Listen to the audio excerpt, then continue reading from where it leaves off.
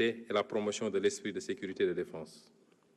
La transformation de la perception et de l'image des forces de défense et de sécurité. La mise en place d'un cadre d'interaction efficace pour l'amélioration, l'accueil et réduire les délais de traitement des dossiers. La création d'une plateforme de traitement des dossiers. La création d'une plateforme digitale d'information et la réduction des accidents de la circulation sont autant d'actions qui polarisent les efforts. C'est la commande de finaliser le processus de départementalisation de la sécurité dans toutes ses dimensions, gendarmerie, police et sécurité civile. De prendre les dispositions idoines pour assurer une présence permettant de réduire les délais d'intervention, de décentraliser l'intervention spécialisée, de renforcer les capacités techniques des unités d'investigation en police judiciaire et d'activer des unités spécialisées en milieu maritime, aérien et ferroviaire. Monsieur le Président de l'Assemblée nationale, Mesdames et Messieurs les honorables députés, notre engagement panafricain sera renforcé. Le Sénégal est déterminé à jouer un rôle accru en Afrique et sur la scène internationale. Fidèle à notre tradition de havre de paix, nous œuvrerons à renforcer notre intégration régionale au sein de l'Afrique de l'Ouest et à promouvoir une coopération plus étroite avec nos partenaires africains. Conformément aux instructions du chef de l'État, le Sénégal ratifiera le protocole de Malabo de 2014 qui vise à ériger le Parlement panafricain en une institution législative et à part entière. Dans la même foulée, nous passerons en revue tous les traités et protocoles régionaux afin de nous mettre à jour pour ce qui concerne la ratification, leur incorporation dans notre droit interne et leur mise en œuvre. Nous nous évertuerons à être un pays modèle dans le domaine de l'intégration régionale en Afrique et soutiendrons activement les chantiers de la CEDEAO. Le Sénégal renforcera, comme jamais auparavant, ses relations avec les pays africains frères. Nous œuvrons sans relâche à favoriser les relations entre les secteurs privés et milieux d'affaires africains et ouest-africains afin de développer le commerce intra-africain et interrégional en exploitant les facilités offertes par la ZLECAf et la CEDEAO notamment. Nous ne ménagerons aucun effort pour une meilleure interconnectivité des infrastructures routières, ferroviaires, maritimes et aériennes, notamment dans le cadre des programmes communautaires de développement et du plan de développement des infrastructures en Afrique. Parallèlement, notre pays apportera toute sa contribution à la réussite du grand projet de gazoduc africain atlantique qui impacte la quasi-totalité des pays africains de l'Ouest. Une attention particulière sera portée au partenariat avec les pays voisins pour l'exploitation des ressources et la mutualisation des expériences. À cet effet, nous mettrons sur pied, dès 2025, une agence en charge de la mobilisation des experts et des volontaires sénégalais au service du développement en Afrique, tout en facilitant l'accueil d'étudiants et de stagiaires africains et internationaux au Sénégal, et le placement en position de stage des cadres sénégalais dans les pays amis et frères. Il en sera de même sur le plan monétaire, où nous poursuivrons les discussions pour que la monnaie soit plus en adéquation avec les besoins de l'économie régionale. Quant à nos compatriotes de la diaspora, je salue une fois de plus leur apport inestimable à l'œuvre de construction nationale. Le gouvernement lancera un vaste programme de recensement des Sénégalais de l'extérieur pour mieux valoriser leur potentiel grâce à des programmes adaptés. Dans cette perspective, nous mettrons en place une haute autorité de la diaspora, un organe consultatif rattaché à la primature pour conseiller le gouvernement sur les questions touchant aux Sénégalais de l'étranger. Les associations de la diaspora les plus représentatives y seront représentées et la durée de validité du passeport sera étendue à 10 ans.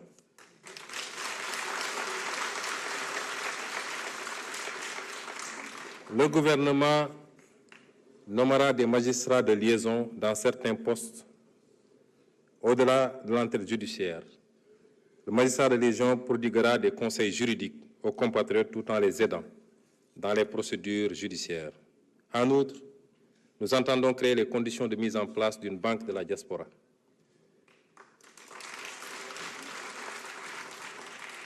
Nous appliquerons le principe de réciprocité pour la délivrance de visas aux ressortissants de certains pays.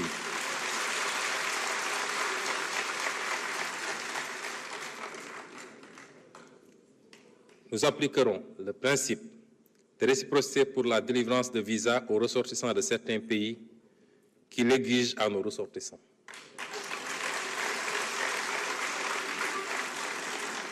Je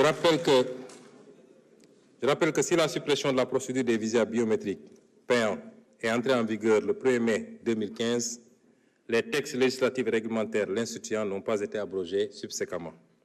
Il s'agit dès lors, tenant compte de l'expérience précédente, de bien en cerner les faiblesses avant toute décision, notamment celles liées aux impacts éventuels sur le tourisme, les lenteurs dans la délivrance des visas, ajoutées à la disponibilité des moyens matériels et humains dans les aéroports et postes frontaliers terrestres du Sénégal. D'ores et déjà, nous engagerons des discussions avec les pays relevant des catégories B et C afin d'exiger en retour le visa gratuit pour les ressortissants sénégalais sur la base du principe de réciprocité. Nous ouvrirons également des discussions avec les pays dont les procédures de traitement des demandes de visa pour les ressortissants sénégalais portent préjudice à nos compatriotes. Pour mieux comprendre les procédures d'accès aux plateformes de prise de rendez-vous, la tarification des frais exigibles pour le traitement des demandes, les procédures de vérification d'authentification,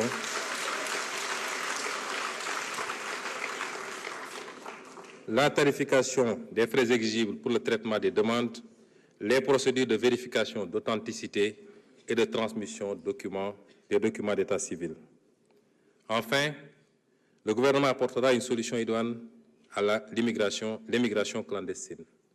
D'abord par la mise en œuvre d'une politique de développement et de lutte contre la pauvreté portée par la vision 2050, ensuite par le renforcement des dispositifs de lutte contre la migration irrégulière, en multipliant les contrôles et en renforçant les sanctions, mais également par la promotion d'une migration régulière en partenariat avec les pays d'accueil et de transit des migrants, ainsi que le soutien aux initiatives de retour volontaire et à la réintégration.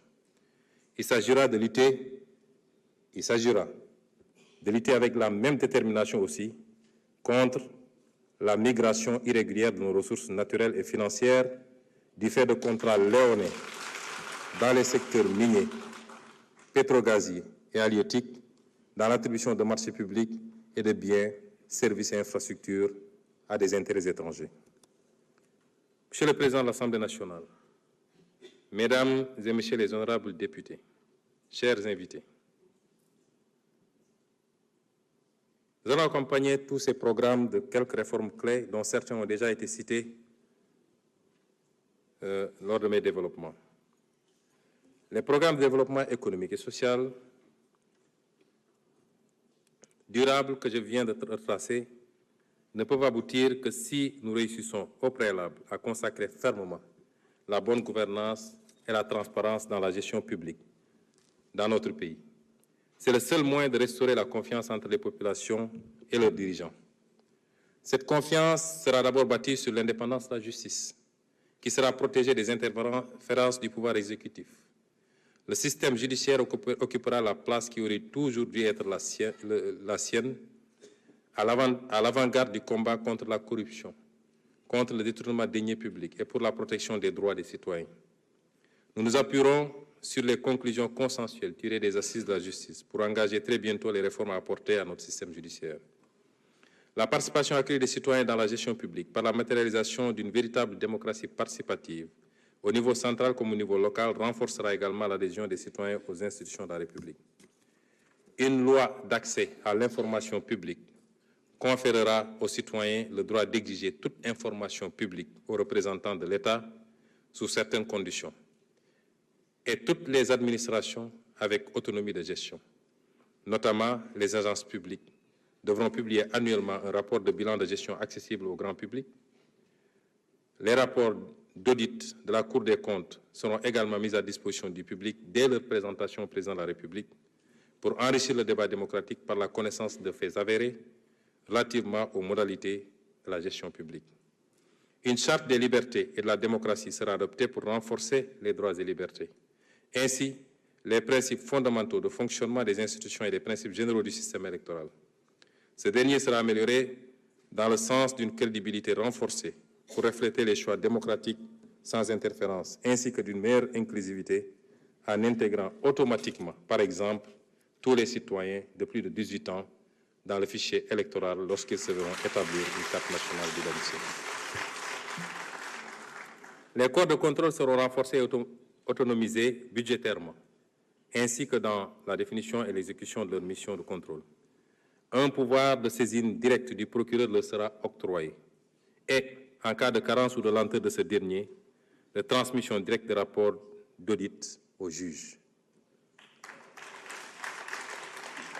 C'est le lieu d'annoncer la réforme prochaine de la loi organique sur la Cour des comptes dans le sens du renforcement de son efficacité. L'audit des finances publiques a révélé de graves dysfonctionnements dans le dispositif de gestion budgétaire, comptable et financière. Le moment est venu d'engager des réformes de fond. Ce prérequis est nécessaire au déploiement du programme de rationalisation des dépenses dans le sens d'élargir les marges budgétaires et d'améliorer les impacts économiques et sociaux de la dépense publique. Le souci de transparence dicte une revue organisationnelle des systèmes comptables et budgétaires afin d'assurer l'intégrité et la fiabilité de l'information financière indispensable à la prise de décision, à la confiance de nos concitoyens et de nos partenaires au développement. Désormais, les services statistiques des ministères seront fonctionnellement rattachés à l'Agence nationale de la statistique et de la démographie, l'ANSD. Nous engagerons une réforme foncière et une planification territoriale rigoureuse afin de valoriser les terres agricoles, de sécuriser les droits des producteurs et de protéger les espaces agricoles contre l'urbanisation non planifiée et l'exploitation minière à grande échelle, favorisant ainsi les investissements agricoles à long terme sur les parcelles.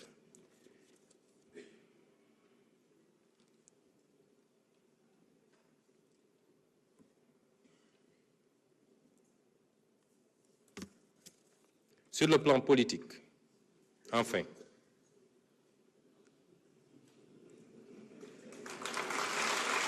ça me permet de voir.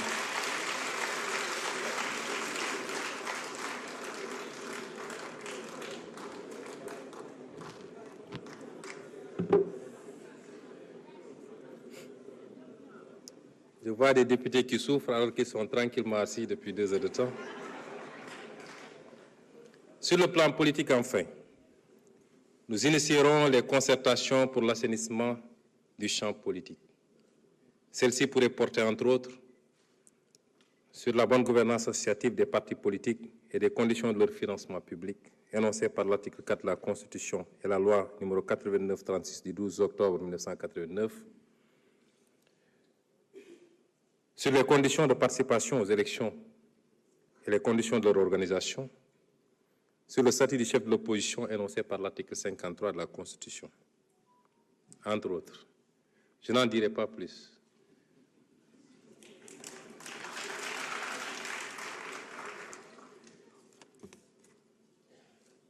Pour conclure, Monsieur le Président de l'Assemblée nationale, Mesdames et Messieurs les honorables députés, la réussite de cet agenda national de transformation Sénégal 2050, qui est décliné en un master plan décennal 2025-2034, est planifié dans les programmes, projets et réformes sur la période 2025-2029 et dont je viens de vous exposer les grandes lignes, repose sur une gouvernance agile et responsable, pilotée par un conseil présidentiel et appuyé par une structure de supervision et d'appui logée à la primature, chargée de coordonner et de suivre la mise en œuvre des projets. Des contrats de performance formaliseront les engagements entre les ministères, les collectivités territoriales et les autres acteurs, avec des mécanismes rigoureux de suivi et de redevabilité. Je vous réaffirme la détermination du gouvernement à réussir le tournant crucial de notre histoire.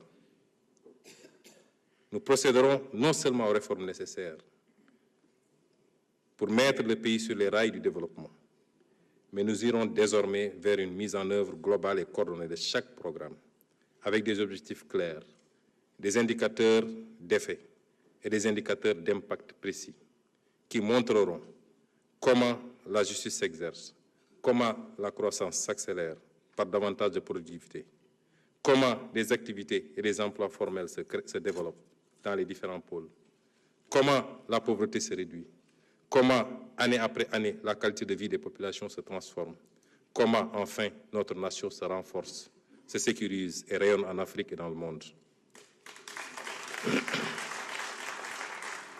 Une telle méthode de transformation systémique du pays, tant désirée par les Sénégalais, nous permettra de libérer les énergies, de redresser ce qui n'est pas tolérable d'impulser ce qui doit l'être. En agissant de cette manière, nous apporterons constamment les réponses durables aux aspirations des Sénégalais, en finalisant certaines, en initiant d'autres, et en passant le témoin de génération en génération, en nous étant assurés que les fondements solides sont en place et les jalons posés. Le chemin vers un Sénégal souverain, juste et prospère se dresse devant nous. Il nécessite l'engagement de tous, du gouvernement, du secteur privé, des travailleurs, des élus territoriaux, de la société civile, des ensembles, jeunes, femmes, personnes du troisième âge, guides religieux et chefs coutumiers. Nous construirons tous un Sénégal où il fait bon vivre. Dans ce contexte, ma méthodologie et mon engagement personnel en tant que Premier ministre seront de travailler dans la concertation et la conciliation. Toujours, selon de travailler dans la concertation et la conciliation, toujours. Dans la compromission ou la condescendance, jamais. Nous agirons toujours avec détermination parce que nous voulons des résultats tangibles et durables, partagés par tous les Sénégalais. Notre nation y aspire, notre nation le mérite et notre nation en a besoin. Aux membres de mon gouvernement, j'enjoins de me rejoindre quotidiennement dans ce combat et de se ceindre les reins pour traquer les résultats et les impacts de chaque initiative, chaque action, sur la base d'objectifs stratégiques concertés et clairement définis, faisant preuve d'un sens aigu de l'exemplarité. À vous, honorables députés, je demande de garder avec nous les yeux rivés sur la raison d'être de notre auguste Assemblée et sur l'aspiration forte exprimée par le peuple sénégalais. Nous avons tous ensemble l'occasion d'être de ceux dont on dira peut-être un jour, heureusement qu'ils ont été là.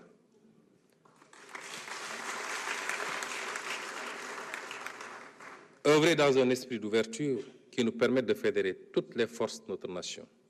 À chaque Sénégalaise et à chaque Sénégalais, je demande de ne pas être en reste dans ce combat, dans ces batailles, une vision 2050 ambitieuse pour notre pays, pour nous-mêmes et pour nos enfants et petits-enfants, dont chaque étape devra être un engagement exaltant, fait de discipline et de patriotisme, de don de soi pour la patrie.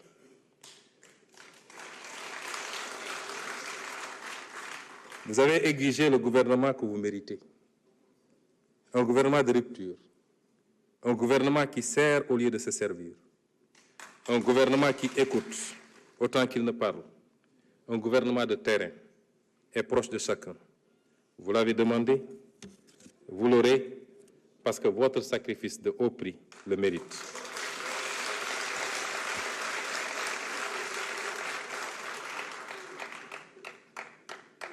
Monsieur le Président de l'Assemblée nationale, Mesdames, Messieurs les députés, que Dieu nous aide à réussir cette noble mission. Vive le Sénégal et vive l'Afrique.